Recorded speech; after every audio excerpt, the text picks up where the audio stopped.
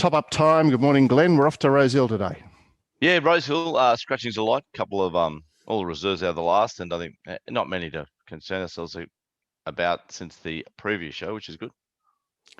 Yeah, Waller left Greater Harlem in from well, it's not that wide now, is it? It's 9. There's only 9 runners. But it made me think that Waller probably scratches his go-forward horses from wide draws, and any horse that is likely to be restrained is allowed to start from a wide draw. Just a theory, yet another theory. Anyway, the rain that did fall around the place missed Rosehill yesterday, and we're on a winter good, maybe.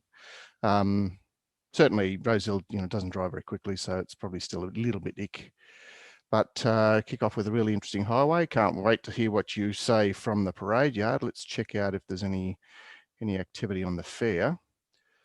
And that's not the right race. That is, of course, race 5. So here we are. The mover fixed odds in the race is Monterey Czar, a horse that you had a bit of a feel for yesterday.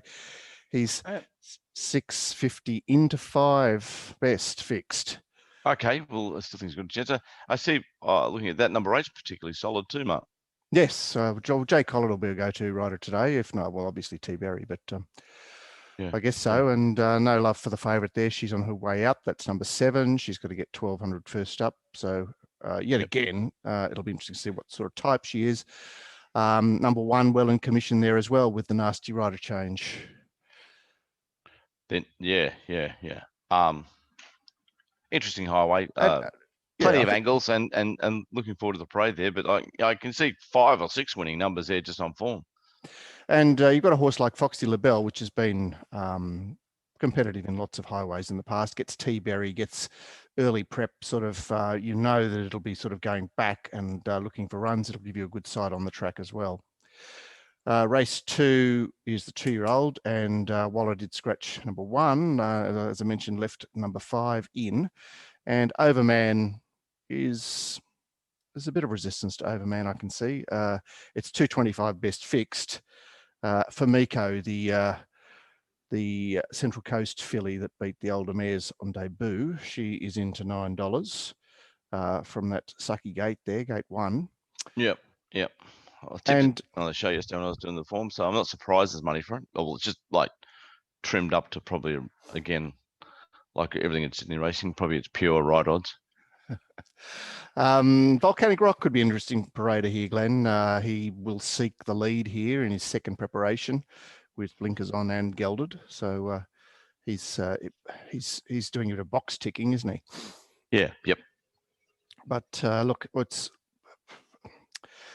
all systems go for Overman here. 3rd up at home for the first time, 212s into a 13. Just, I mean, if it really is presented with its chance.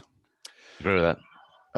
Race 3 is 1500, just the lone scratching, and Saint of Katowice is into for 80 to Top Sport, and the other firmer is Kobe Rocks, Bjorn's little doer. He's $5 best.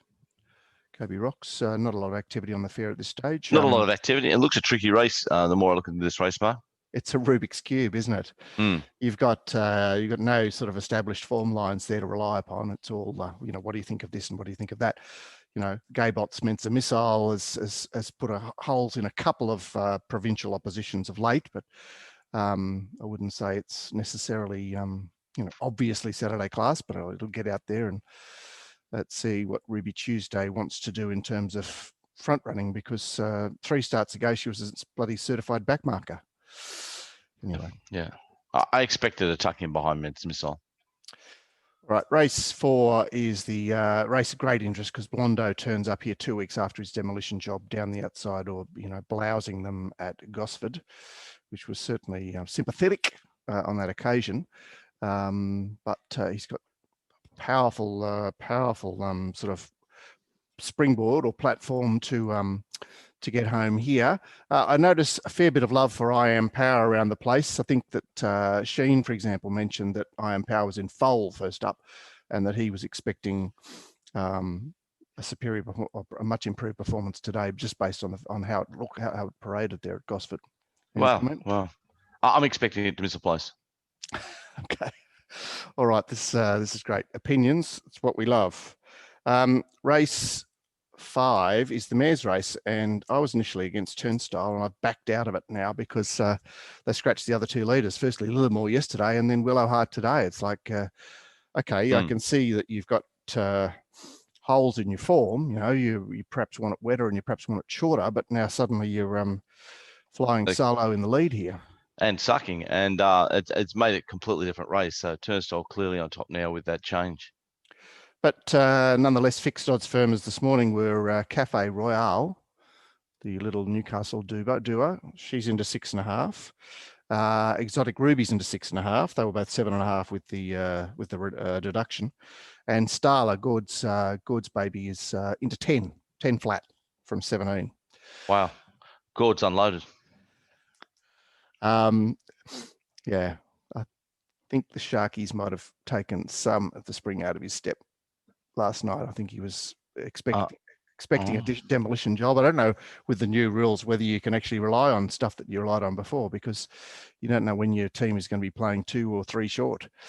All right, this 2,000 metre 3-year-old race is a bonanza, and punters have the punters that have bet or played at this stage are going, well, I know where this Maranoa is going to be, and I can't really pick out anything else except for Gord's tip. Leverzier is 15 into 10, and Maranoa is now $3.10 best, which seems short odds now. Seems tight. Yeah, I was tipping it yesterday on the show, but expecting 450. Well, the other thing is it's not leading in a field of 12 here. There are actually, how many did you go around here, Glenn? 17 or something. Yeah, so we've got 17 to go round. So how many horses are caught wide out of that first turn, and they're stuck wide, and they're going, well, what am I going to do now? Bloody good race. It'll be a great race to watch, this race. Yeah, we're not often lucky enough to see 17 go round at the 2000. Obviously, this is an important part of the program for a lot of these horses, so that's why they haven't ducked out of it. But yeah, the favourite does, you know, based on the fact that its form is so wide. Obviously, it's progressing in the typical sort of gaybot robot manner, but yeah, its form really has yet to be asked a question of. Well, I suppose Leverzier did snipe him on the line there 2 starts back at Kembla. Moving away from that, the other 2,000 metre race is the Lord Mayor's Cup, and Parry Sound is our favourite. As far as movers in the race, it's Knight's Order. So more love for the Gaybots, maybe on a sort of a Rosehill that's going to suit van horses. Knight's Order's into $8 fixed. 9, in fact, Top Sport. It's flying solo, 7.5 next best. I know they were very clever with it in the 2400 last year in the City Tats Water. It was, you know, just springboarded off nothing to lead all the way in a 2400 metre race. But I would have thought 2000 was too short, especially after resuming at Wagga over 2000. Yeah. I'm super keen on this race. Really like the odds of 3 and 2 here. Okay, so yeah, not much love for Polly Gray, and Grey Lion has got a bit of a stink about it, hasn't it? My best roughie of the day, number 7, Allwood. Poo-poo to that. Race 8. And we lost the go forward Waller horse here, Lena's Hero. So that probably assists the favourite a little bit. Ellsberg looks to land on the lead today and have his chance. You know, I suppose he was perhaps entitled to show a little bit more fight at Hawkesbury, but the narrative is that, you know, he had control first up and then he lost his control. Arcana and Kerwin's Lane, 2 look very solid there. Saturday horses, both of Saturday them horses. Off paces here. Kerwin's Lane won't be that far back because they'll use his alley to sort of race rails midfield. So he's solid, and Arcana is the Waller's finally letting it start, so we're all keen to see how she goes. Other than that, there are like horses getting ready for. I can only have 3 numbers in the quaddy. They're the first 3 in the market: Ellsberg, Kerwin's Lane, Arcana. All right, well, let's see if we can get home. So the reserves that didn't have a run yesterday all missed out. So Relucent couldn't, Chris couldn't manufacture a run for Relucent. The firmers in the race are Steely, which is 550 best. Travest, a horse you paid a lot of attention to on the show yesterday, it's 650 best. And Turadin, another horse that we gave a bit of love to, $7 best. And as you would expect, not much action on the fair at this stage based on the fact that it's a long way off. Despite the fact that Betfair is, and I was fortunate enough to get some of this last week, Betfair can give you up to 80% off your com. So I put in an order at this time last Saturday, and it didn't get matched until 5 seconds before they jumped, but I got 80% off my com. Wow, outstanding. So yeah, so I'm lucky enough to have a 5% com, and I ended up paying 1%. That's outstanding for us. Yeah, so you don't have to be that competitive. You just have to get matched at some stage. And if you put the bet on early enough, you'll get up to 80% off your commission rate. That's presuming that your bet is fertile in that sense.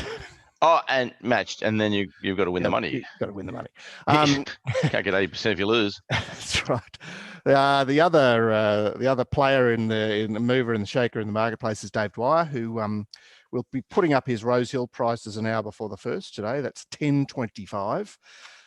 So we're just ticked over 9 o'clock here as we record. So 10:25, Dave will put his prices up. Ranters can get on to win 5 at Dave's price. Any horse at Rosehill, and to win 5 any horse at Newcastle, whenever the first is ongoing there. What have we got? 11:41, 10:41. You'll be able to get on to win 5 any horse at Newcastle, but you have to be a ranter. You have to tell Dave you're a ranter. Send him an email. Obviously, you'll have to have some funds in your account. And if you are thinking of opening an account with Dave, he will pay 4 weeks of your rant sub if you put a monkey in the account. That's open the account, put 500 in, and Dave will then pay you $116 back in cash. All right, fantastic offer, and fantastic offer by Betfair with this early betting and all these comms and discounts and that. And I'm looking forward to the meeting today. Bit tentative. Looks a tough card, man. It is a tough card. Get out there and get amongst it. I hope you have some. I hope you do a good job, all of you out there. And we'll see you back here on Monday for the rant, where P Daly joins us along with Gord, and we'll pick over the entrails of this meeting. Meanwhile, let's get amongst it. See you soon.